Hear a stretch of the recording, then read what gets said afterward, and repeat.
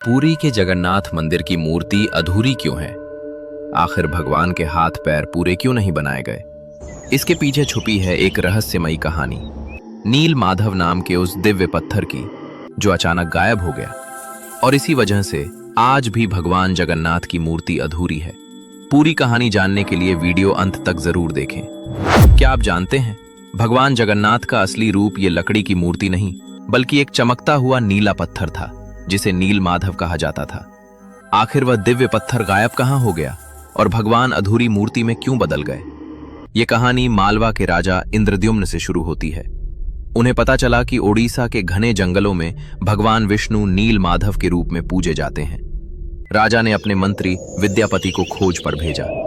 विद्यापति जंगलों में भटकते भटकते एक आदिवासी सरदार विश्ववसु तक पहुंच गए, जो एक गुफा में गुप्त रूप से नील माधव की पूजा करते थे। विद्यापति ने सरदार की बेटी से विवाह किया और जिद करके गुफा देखने की अनुमति मांगी।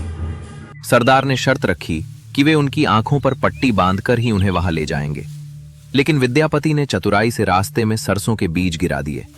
कुछ दिनों बाद जब बारिश हुई तो वहां सरसों के पौधे उगाए और उन्हें गुफा का रास्ता मिल गया। उन्होंने तुरंत राजा को खबर दी।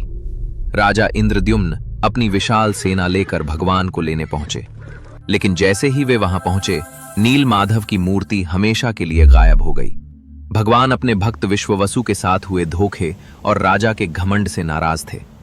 राजा ने रोकर माफी मांगी और अन्न जल त्याग दिया। तभी आकाशवाणी हुई, मैं अब उस पत्थर के रूप में नहीं मिलूंगा, अब मैं समुद्र तट पर एक लकड़ी के लट्ठे के रूप में आऊंगा। कुछ समय बाद पुरी के समुद्र तट पर एक विशाल और अद्भुत लकड़ी का लट्ठा तैरता हुआ आया। राजा समझ गए कि यही भगवान का नया रूप है। उन्होंने आदेश दिया कि इस पवित्र लकड़ी से भगवान की मूर्ति बनाई जाए। लेकिन समस्या ये थी कि वह कोई साधारण लकड़ी नहीं थी। जैसे ही बड़े बड़े कारीगर उस पर छेनी हथौड़ा चलाते, उनके औजार ही टूट जाते थे। उस दिव्य लकड़ी पर खरोंच तक नहीं आती थी। तब स्वयं भगवान विश्वकर्मा एक बूढ़े शिल्पकार के रूप में आए। उन्होंने कहा, मैं इससे मूर्ति बनाऊंगा, लेकिन मेरी एक शर्त है। 21 दिनों तक कमरा बंद रहेगा। अगर बीच में दरवाजा खुला तो मैं काम छोड़कर चला जाऊंगा। राजा मान गए। 15 दिनों तक अंदर से छेनी चलने की आवाज आती रही, लेकिन फिर अचानक सब शांत हो गया। रानी गुंडीचा को लगा कि बूढ़ा शिल्पकार शायद अंदर मर गया है। घबराकर उन्होंने दरवाजा खोल दिया। अंदर देखा तो शिल्पकार गायब था और वहां भगवान जगन्नाथ, बलभद्र और सुभद्रा की अधूरी मूर्तियां थीं।